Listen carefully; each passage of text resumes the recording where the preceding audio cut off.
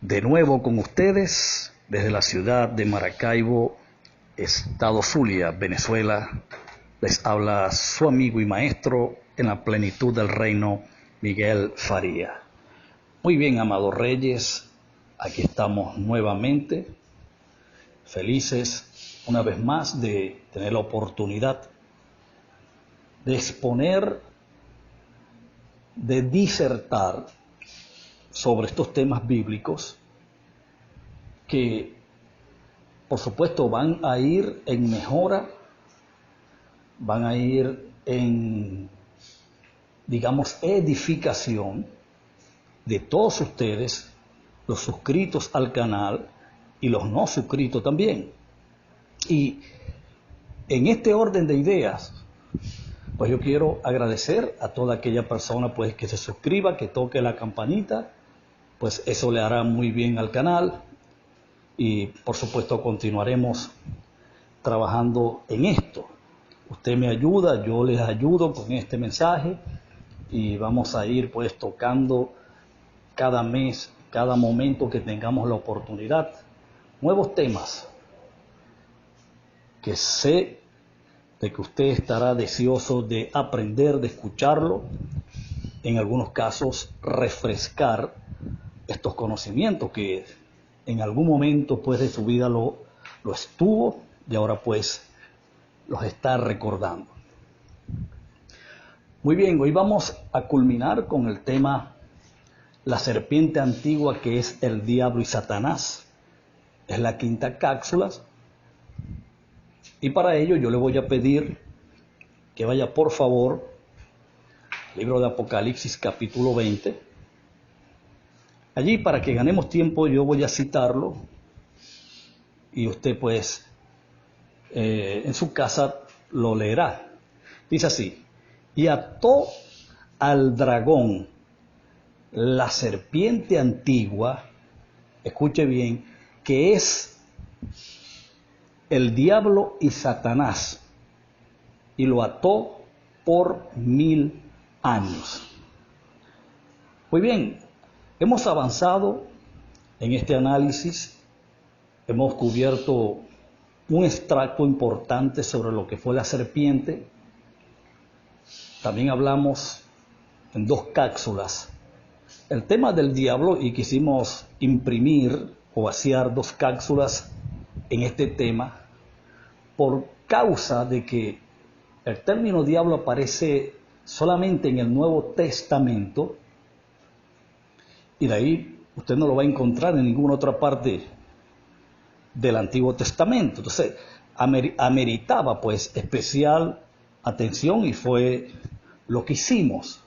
Ahora, sobre el tema de Satanás, que es el tema que vamos a estudiar hoy, que vamos a considerar en esta cápsula, en esta quinta y última cápsula, y es un tema que cruza los 2, digamos, polos de la Biblia, las 2 latitudes de la Biblia, tanto el Antiguo como el Nuevo Testamento, y se le va a hacer mucho más familiar escuchar sobre el tema.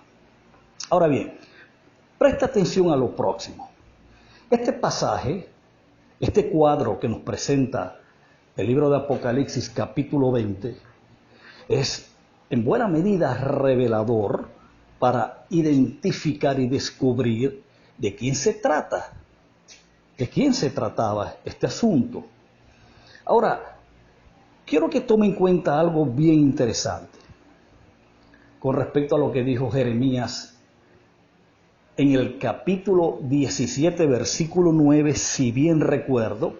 Usted sabe que yo no puedo ir a las escrituras porque perdemos tiempo, usted hágalo en su casa. Yo sé que se va a recordar del pasaje, donde Jeremías dice que algo así, parafraseando: perverso y malo es el corazón más que todas las cosas. Obviamente Jeremías está describiendo al ser humano, número 1. Está describiendo es al hombre, que su corazón es perverso, es malo, y su tendencia es hacia lo malo, hacia hacer lo malo. Igualmente sus pensamientos.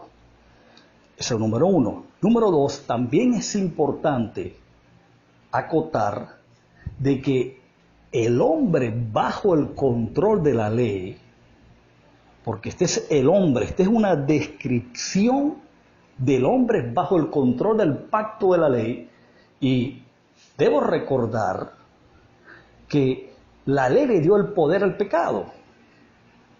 Entonces, el control internamente lo ejercía el pecado, que era la ausencia de luz, la ausencia de revelación, la ausencia de visión de vida en el que se encontraba el hombre bajo ley.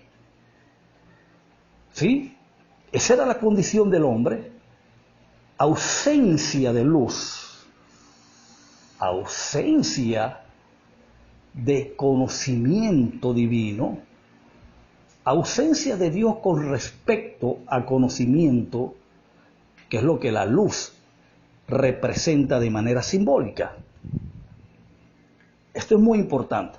De modo de que usted tiene que de una vez entender de que el Satanás o el diablo o la serpiente antigua o el dragón, como usted le quiera llamar, nunca fue, no es ni será un ser sobrenatural, un espíritu, un arcángel, un serafín o un querubín. No, señores, esa mentira que ha estado corriendo por el mundo por casi 2000 años es totalmente errada. Es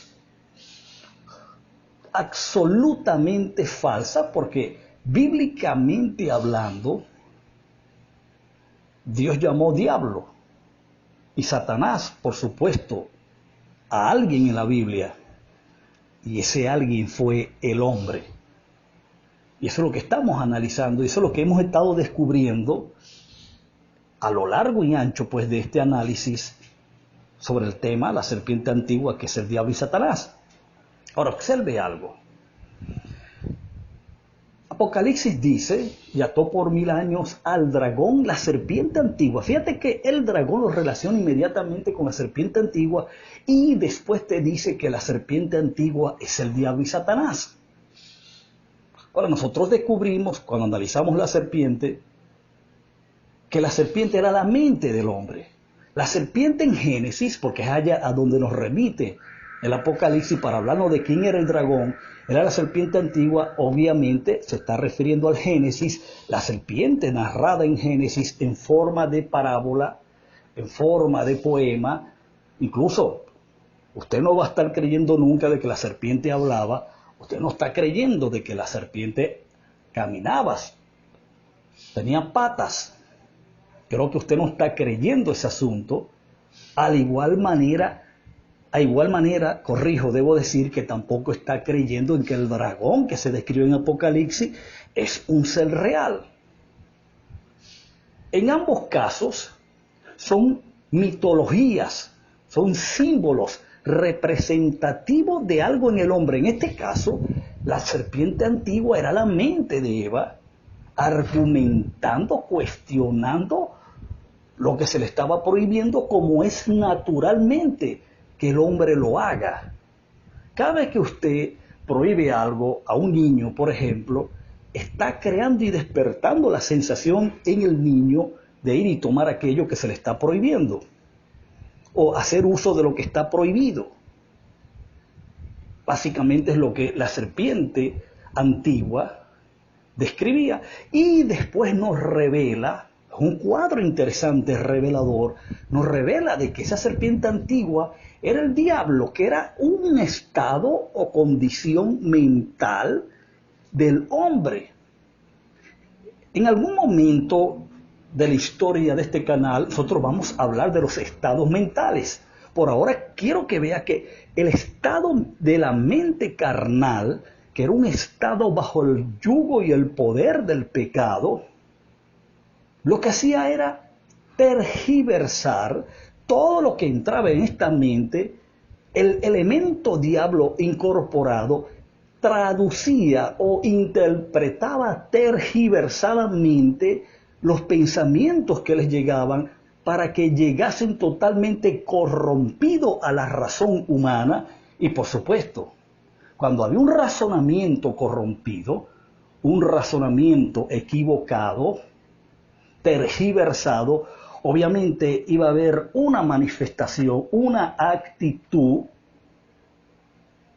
negativa, adversa y enemiga a la vida.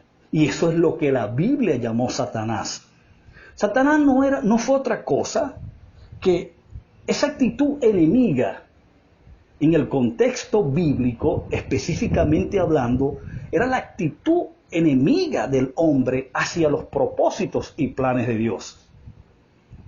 Era la actitud adversa del hombre, torpedeando o tratando de torpedear la agenda que Dios tenía en desarrollo o estaba desarrollando en el planeta.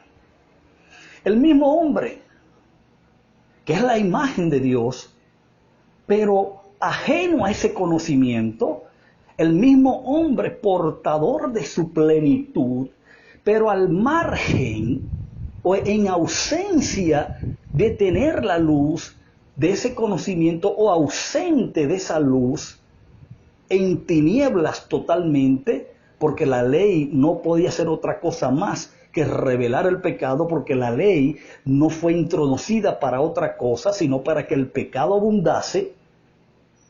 Y eso fue lo que ocurre en el hombre bajo ley, que queda en un estado mental carnal, totalmente desconocedor, y no solamente desconocedor de la voluntad perfecta de Dios, sino además de quién era Dios.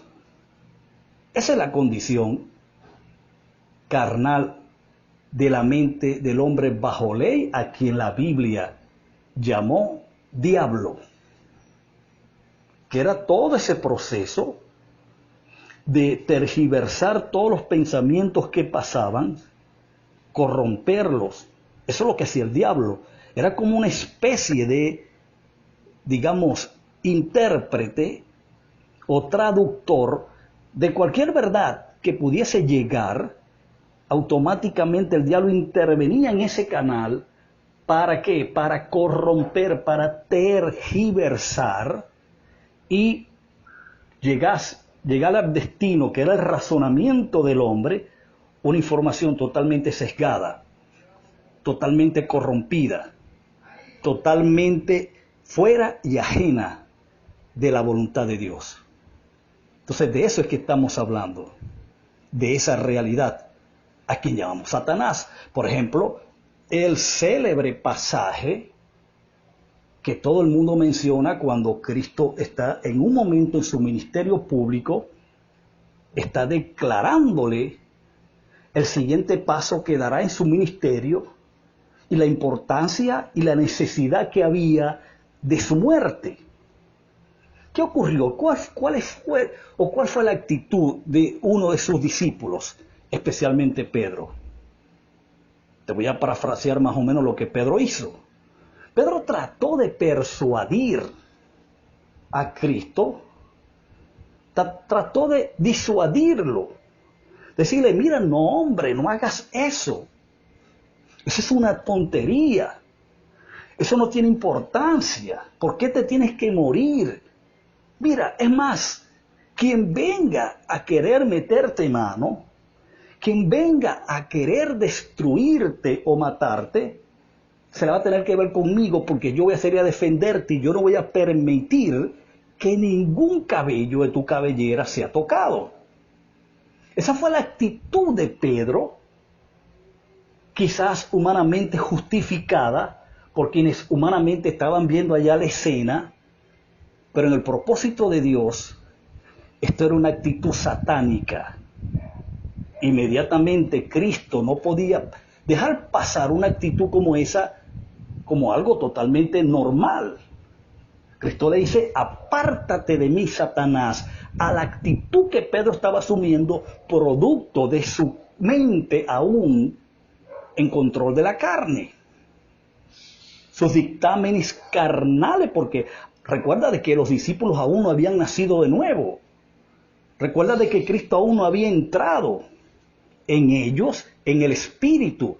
Es por eso que Cristo en algunas ocasiones les refiere a sus discípulos diciendo: ahora nada podéis entender de lo que les he dicho, pero en aquel día, hablando cuando Él viniera en el Espíritu, que fue el día del Pentecostés, yo os recordaré todo. Es decir, yo produciré luz en ustedes porque estaré dentro de ustedes iluminando, sacando las tinieblas que hay dentro de ustedes para que puedan ver la gloria que siempre fueron.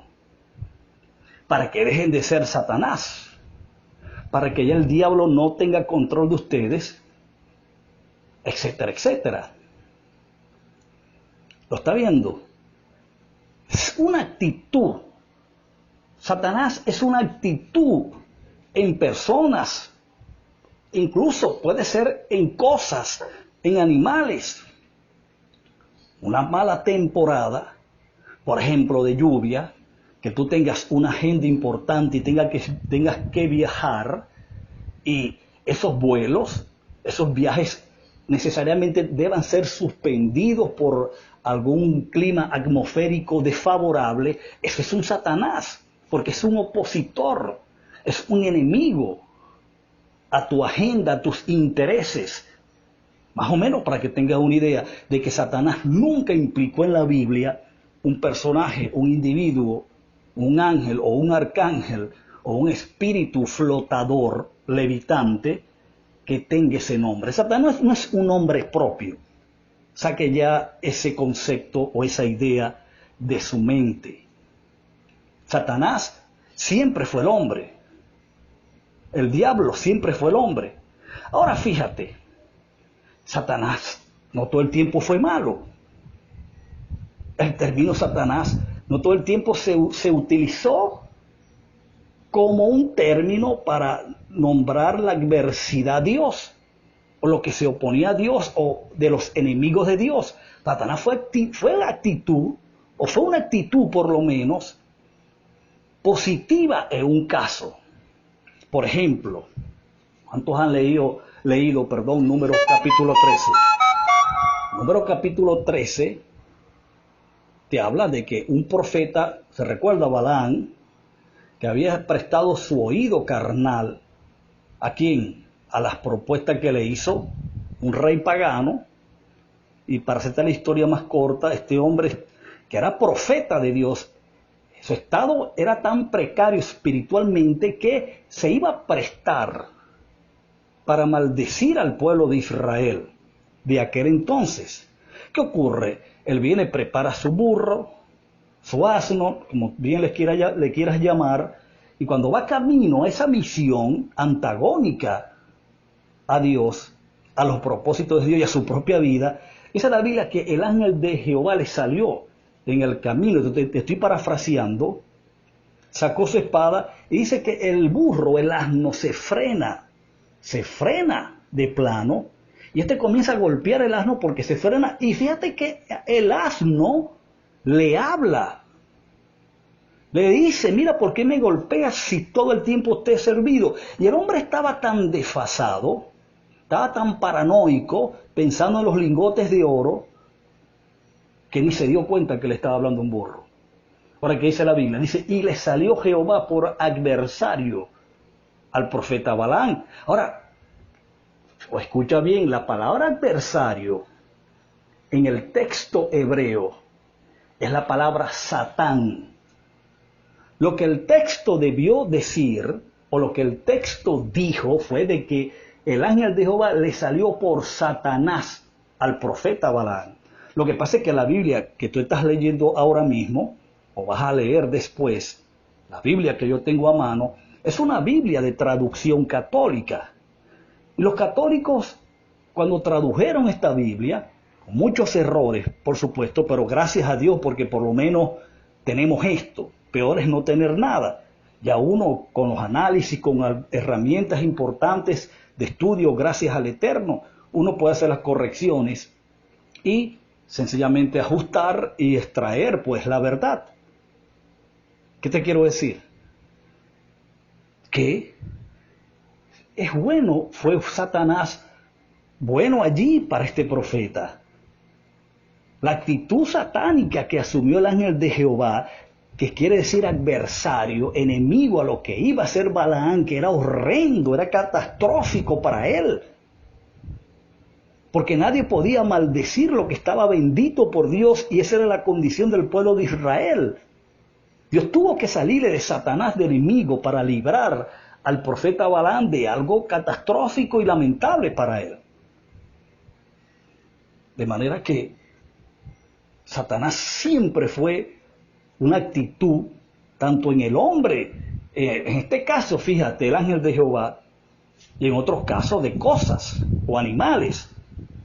Bueno, amados reyes y reinas, el tiempo ha culminado y al que me quede es para despedirme y desearle que tenga o continúe teniendo un bendecido día. Será hasta la próxima.